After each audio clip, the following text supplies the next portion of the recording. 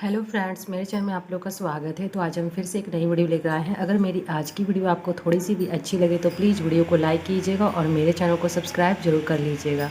तो फ्रेंड्स, मैं अपने मायके से घर जा रही हूँ क्योंकि स्कूल बच्चों लोगों की खुलने वाली है और कुछ ऐसे काम है जो मुझे करने हैं, तो इस वजह से मैं घर जा रही थी। और यहाँ पर मैं आपको थोड़ा सा वीडियो दिखा रही हूँ कि मैं बस पर बैठी हुई हूँ और सारे आसपास जितने भी दुकान हैं, मंदिर है, वह सब का व्यू मैं आपके साथ शेयर कर रही हूँ। तो फ्रेंड्स, मायके से जाने का तो मन बिल्कुल भी नहीं करता है जब आपका मन लग जाता है तो।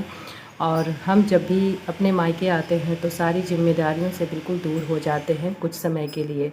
फिर वही काम, वही सब जिम्मेदारियां हमें निभानी है जब हम अपने घर जाएंगे। तो यहाँ पर फ्रेंड्स, मैं आ गई थी घर और उसके बाद सारा जो घर था वो बिल्कुल गंदा पड़ा हुआ था। उसके बाद मैंने पूजा पाठ की और यह मेरा दूसरे दिन का क्लिप है क्योंकि शाम को मैं घर आई थी और सुबह मैं मॉर्निंग में नहा धोकर मैं पूजा करने के लिए बैठ गई थी।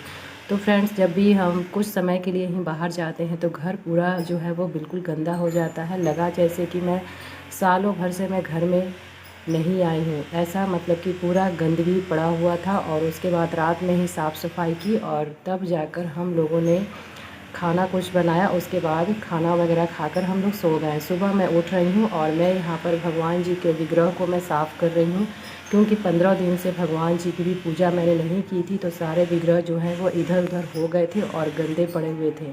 तो सभी को आज मैं स्नान करवाऊँगी, दही से मैं सारे भगवान जी को साफ़ कर दूँगी। तो जो भी पीतल की मूर्तियाँ हैं, मैं सारे मूर्तियों में इस तरीके से दही से अभिषेक कर दूंगी और इस तरीके से हमारी जो मूर्तियां हैं वो चमक जाएगी, साफ़ हो जाएगी। तो बहुत दिनों से जब हम पूजा पाठ छोड़ देते हैं तो सारी जगह जो है वह धूल मिट्टी लग जाती है।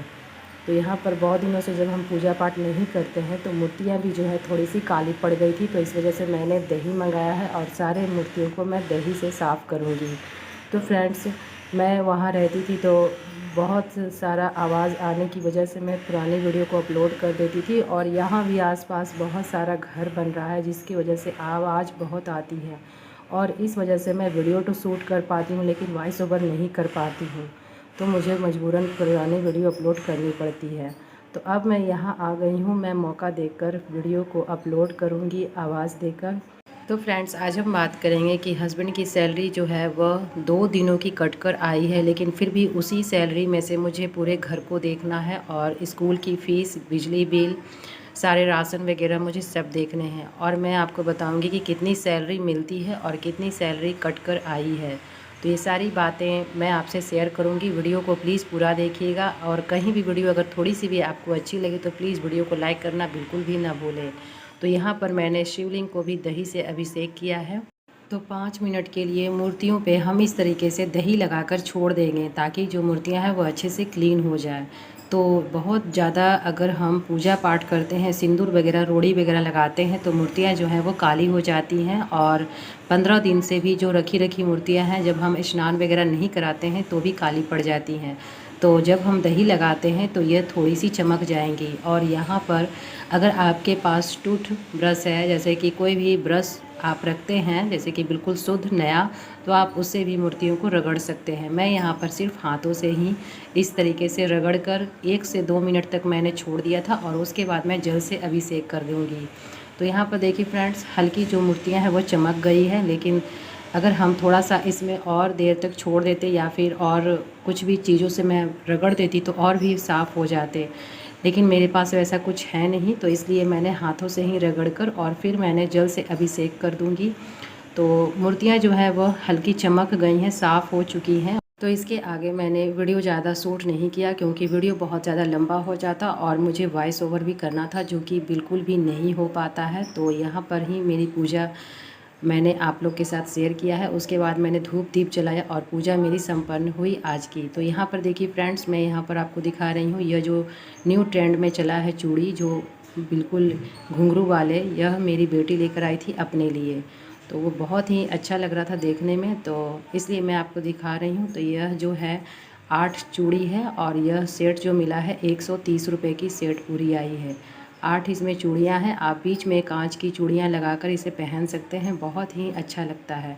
लेकिन अगर इस चूड़ी को अगर हम रेगुलर पहनते हैं तो इसका जो कलर है वो बिल्कुल भी डिसकलर हो जाता है, बिल्कुल लोहे की तरह ये चूड़ी लगने लगती है। तो इस वजह से इसे डेली यूज़ करने के लिए बिल्कुल भी नहीं है। हाँ, आप इसे जब कभी कहीं जाने आने में या फिर पार्टी फंक्शन में इसे पहन सकते हैं। और यहाँ पर मैं अपने लिए भी चूड़ियाँ ख़रीदी हूँ और मुझे मायके से भी जो मेरी भाभी है वो भी मुझे चूड़ी दी है, तो मैं आगे आपको दिखाऊंगी। बहुत ही सुंदर सुंदर मैंने भी चूड़ियाँ ली हैं। और फ्रेंड्स, जो मैं अपने हाथों में पिंक कलर की चूड़ी पहनी हूँ, जो कि मैं वट वृक्ष की पूजा कर रही थी तब मैंने पहना था, तो उस समय से मैं पहनी हुई हूँ। कुछ समय मैंने खोल दिया था और जब मैं मायके आई थी तो फिर से मैंने पहन लिया, और 15 दिनों से मैं उस चूड़ी को पहनी हुई हूँ, लेकिन बिल्कुल भी उसका जो नग वगैरह है वह नहीं निकला है। तो चूड़ियाँ जो थी वो सेट की बहुत ही अच्छी थी, इस वजह से मैं इसी तरीके से एक और चूड़ी ख़रीदूँगी। फ़िलहाल मैं आपको आगे अपनी जो मायके से जो चूड़ी मिली है वह मैं आपको दिखा रही हूँ। तो यहाँ पर देखिए, मैं इस चूड़ी को इस डब्बे में रखने वाली हूँ। यह डिब्बा मैंने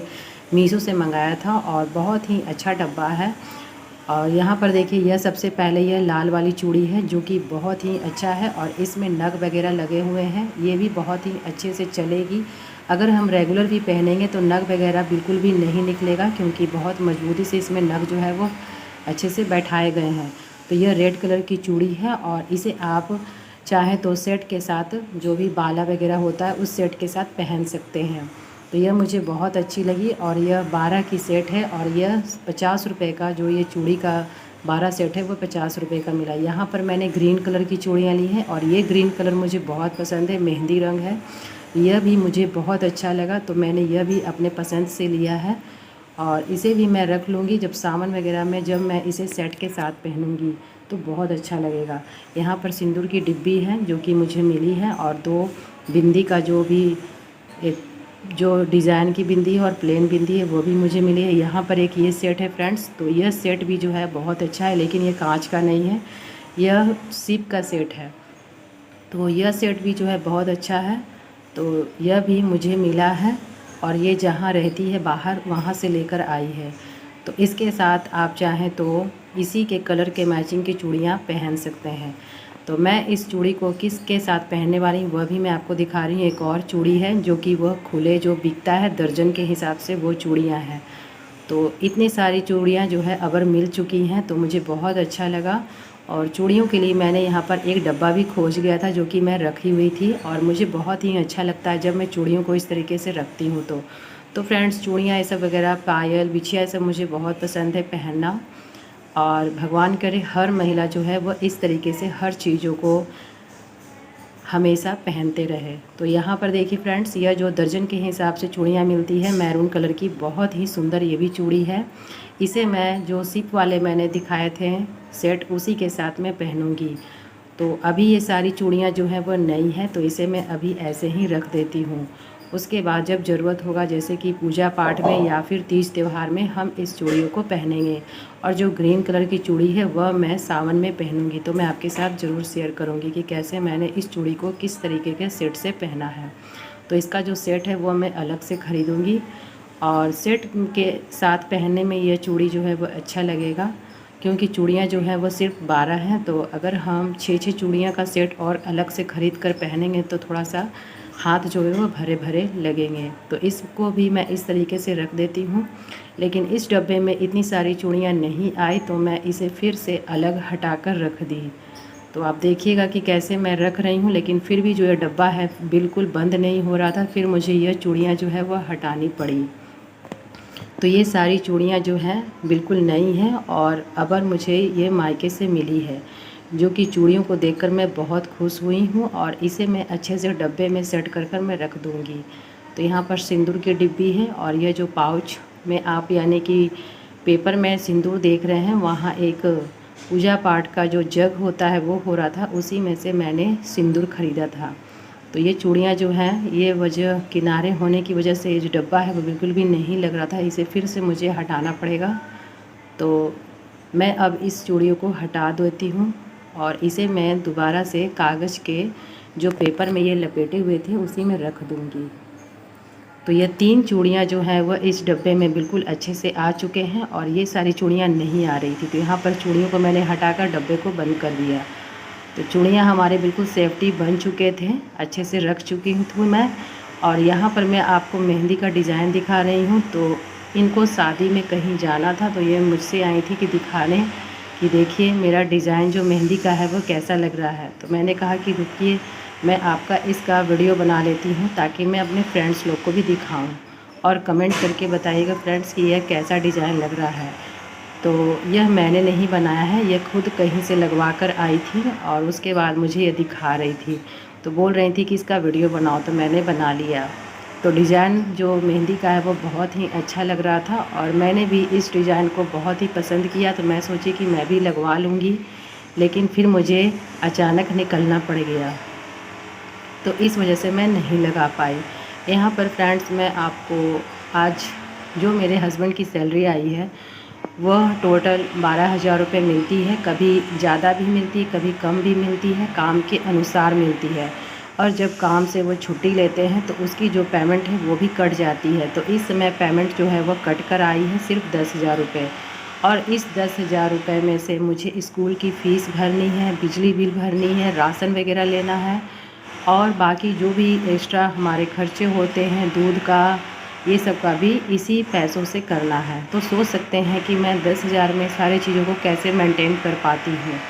तो मैं दूध तो 1 केजी इधर कर दी हूँ क्योंकि मुझे दूध के साथ दवाई वगैरह खाना होता है, तो इस वजह से मुझे प्रॉब्लम होती थी।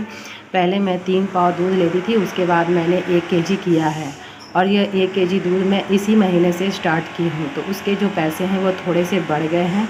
बाकी राशन वगैरह है वो थोड़े बहुत ही ख़रीदने हैं, लेकिन जो भी पैसे आते हैं अगर कैंप सैलरी हमारी आती है तो उसी में से हमें मैनेज कर कर चलना पड़ता है। क्योंकि जब हमारी सैलरी जितनी आएगी अगर हम उसी में से खर्च ज़्यादा करेंगे तो हम कर्ज़ों में डूब सकते हैं। तो ये 10,000 आई है तो मुझे इसी 10,000 में से ही अपने घर के खर्चों को निकालना होगा, चाहे मैं जैसे भी निकालूँ। और जब छुट्टी बीच में होती है तो पैसे जो हैं वो कट कर आते हैं। जैसे कि 2-3 दिन के लिए जब वो घर आते हैं कुछ काम होने की वजह से, तो पैसे जो हैं वो कट कर ही आते हैं। और जब आप रेगुलर काम करेंगे तो आपको रेगुलर सैलरी मिलेगी उसी के हिसाब से।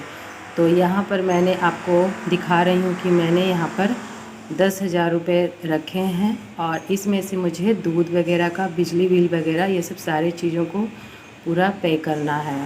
तो कभी कभी हमें घर को मैनेज भी करना पड़ता है कम पैसों में। तो वही चीज़ मैं भी यहाँ पर करने वाली हूँ। और किस तरीके से मैं करती हूँ, क्योंकि बहुत सारे लोगों का कमेंट आता है कि आप इतने कम सैलरी में कैसे घर को चलाते हैं और आपकी सैलरी क्या है। तो मेरी सैलरी तो कुछ भी नहीं है, मैं तो बस एक छोटा सा काम कर रही हूँ। अगर मुझे उसमें सफलता मिली तो ठीक, और नहीं भी मिली तो भी मैं इस YouTube चैनल पे मैं काम करती रहूँगी। तो यहाँ पर फ्रेंड्स मैंने आपको यहाँ पर दिखा रही हूँ कि मैं पैसों को दिखा रही हूँ कि कितने मेरे पास पैसे हैं। और ये टोटल जो है वो 10,000 रुपये हैं और इसी 10,000 रुपये में मुझे अगले महीने तक घर का खर्च पूरा चलाना है।